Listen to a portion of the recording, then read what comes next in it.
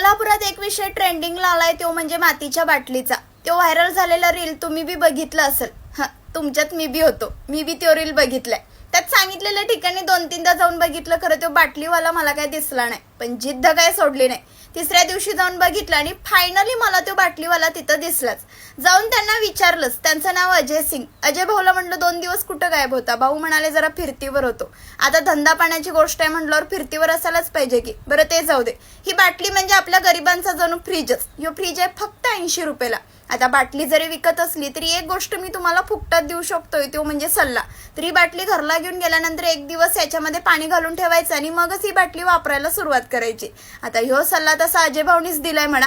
बरं तुम्हाला पण ही बाटली पाहिजे असेल तर क्रशर चौक ते साने गुरुजी या रोडला अजय भाऊ तुम्हाला दिसतील। आणि जरी ते दिसले नाही तरी टेन्शन काही घेऊ नका, आठवणीनं मी त्यांचा नंबर घेतलाय, तो खाली दिलेला आहे। पटकन कॉल करायचा आणि बाटली घेऊन यायची। चला टाटा, बाय बाय।